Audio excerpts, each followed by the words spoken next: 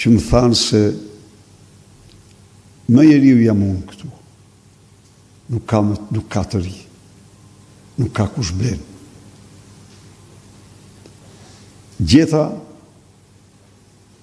biznesmen,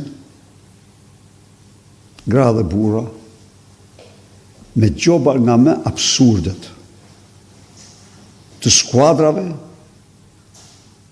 plaçkitse të bashkisë. Pra, gjeta një situatë të dëshpëruar për këta njerëz.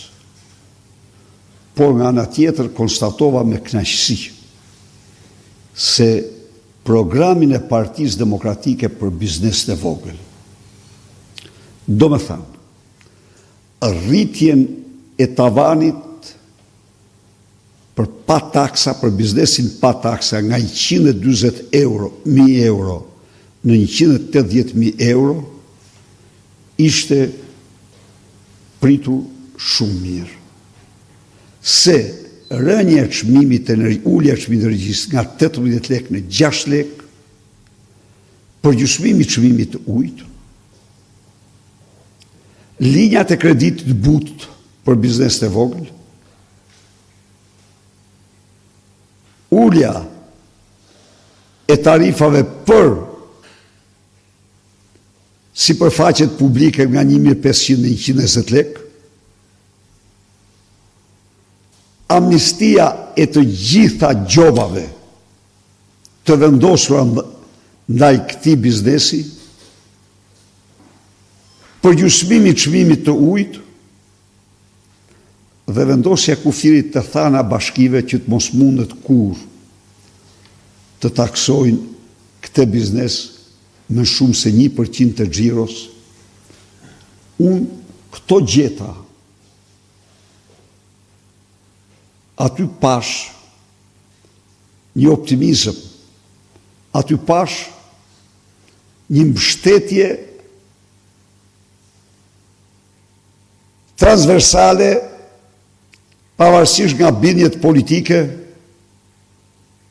të paketës Partisë Demokratike për biznesin e vogël të përpjekjes saj Made in Albania.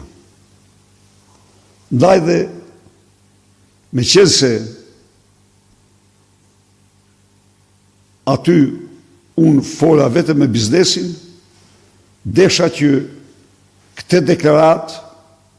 në këtë deklarat t'ja u afirmoj dhe atyre, fjalë për fjalë, ato që u premtova dhe që do jenë realitet 3 muajt e parë të qeverisës Partisë Demokratike.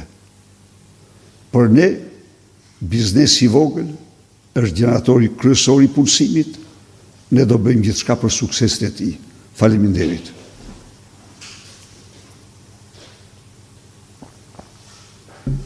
Berisha, pyetja e parë. Sot kryeministri Rama ka deklaruar se ai vetë mund ta kalojë sa do erë oqeanin dhe pret edhe një ftesë nga Shtetet e Bashkuara të Amerikës për një vizitë, qoftë takim edhe me presidentin Trump, ndërsa ka ironizuar në ngratën tuaj, ka thënë se u bën disa muaj që pompohet heqja e saj, por do ta shohim, thotë. Tani që të më bësh mua të komentoj deklaratat e një njeriu të ndryrë që ka frikë dhe të merr nga gazetari, nuk e di sa është etike që unë t'i përgjigjem atij. Sepse unë dhe ai dhe çdo politikan kemi një detyrim elementar ndaj qytetarëve shqiptar të paraqitem para gazetarëve. Dje lexova një artikull. Presidenti Donald Trump ishte paraqitur para gazetarëve dhe kishte komunikuar me gazetarët në këtë harë kohor nga 20 janari gjerë tani 20 herë më shumë.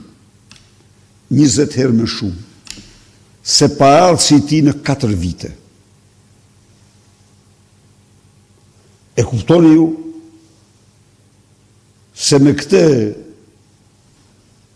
qëndrim antitransparencë, antimedia, nuk ja vlen ta konsiderosh për asgjë. Për sa i përket asaj që tha ai, më thënë dy fjalë. Se Antony Blinken sot është non grata në vendin e tij dhe uroj që të paraqitet para drejtësisë amerikane. I them gjithashtu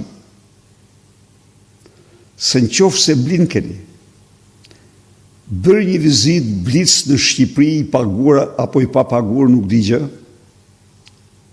për t'i mbuluar skandalet mërshëm me Gonigal, Kazani po zjen. Ai skandal nuk mbyllet kurrë. Kjo është përgjigja ime për sa tha. Faleminderit.